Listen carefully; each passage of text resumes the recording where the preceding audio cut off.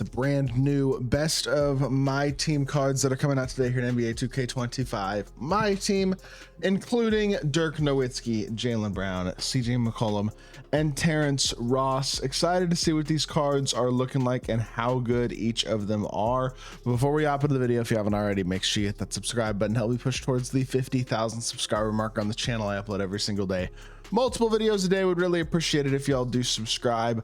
I am obviously very excited about this Dirk card. He's my favorite player of all time, as many of y'all probably know. So I'm excited to see what that card can do. But the other three cards all have the potential to at least be somewhat interesting to some sort of fan base or someone. Starting with Terrence Ross, who actually streams and plays my team. In fact, I've been rated on Twitch by Terrence Ross before. So shout out to T Ross, really cool dude. And that was pretty neat when Terrence Ross rated me on Twitch. That was a pretty cool experience. I was a big fan of his growing up as like just an exciting slasher, fun to watch player. And he's 6'7" with 6'7" wingspan.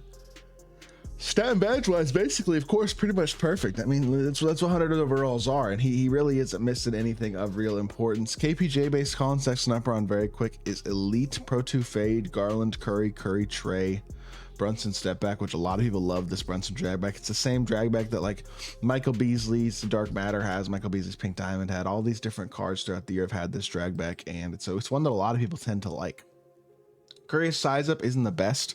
Obviously, you'd like to have Francis, but movement wise, I would say it's as a whole, it might not be perfect, but it's very, very close, and it's very, very good with a jumper this good as well. KPJ Sexton is really good. Same exact jump shot that Dark Matter Kenyon Martin has. I mean, this card's going to be a dog. He's going to be a legitimately a really, really good card at the shooting guard position. There are a lot of great shooting guards, but I would say this Terrence Ross is probably going to be decently affordable, and he's going to be a very good card. He's got enough size at 6'7" to be pretty competitive size-wise. Obviously, this card isn't going to have any sort of deficiencies in defense or anything like that, and with the changed animations that he's got, he's phenomenal. I mean, this card should be really good. Is my first initial impression of him.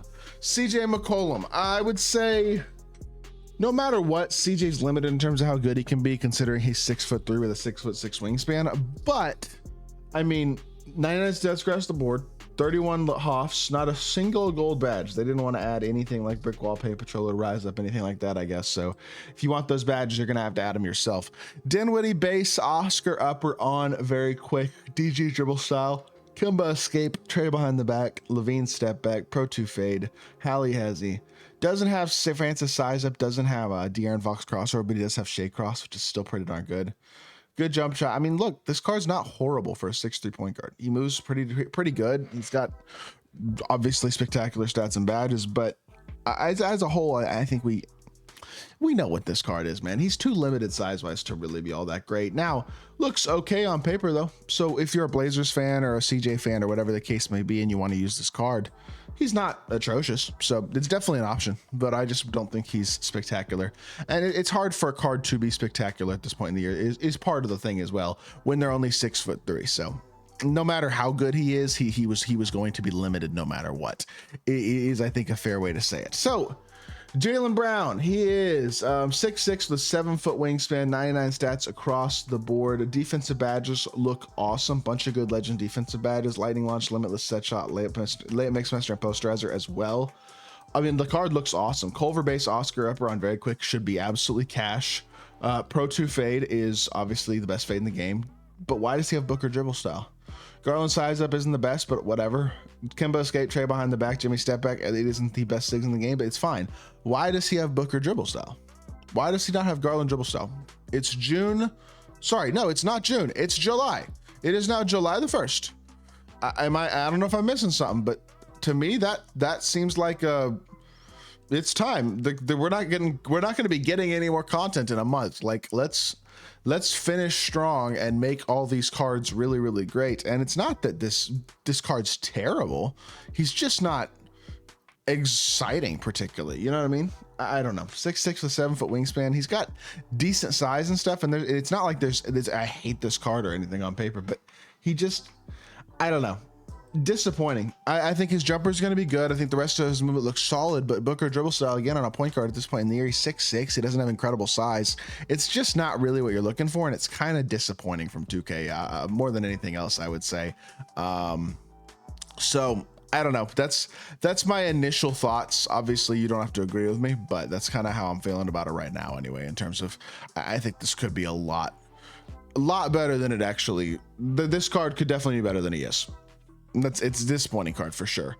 Dirk should be perfect. 7 foot, 7'4" wingspan, 99 everything, every single legend badge. That is, I mean, that's an invincible card, so that's not a huge surprise. Obviously, he does look absolutely souped though, for sure. And I mean, not bad. He's got again 7 foot, 7'4" wingspan, small forward, Patty Mills base, Dirk upper. Be interested to see how the fastest base in the game with a not insanely fast upper kind of feels. Patty Mills, Dirk could be interesting. We'll see. Pro 2 fade, Garland, Francis, Curry, Defox, Trey, Levine, Howley. He's got everything else, and he's got nasty dunk animations. So it is at this point kind of a question of, I mean, what else could he be? What is this? Is there anything he's going to be bad at? What is he going to be good at? Like, I don't know.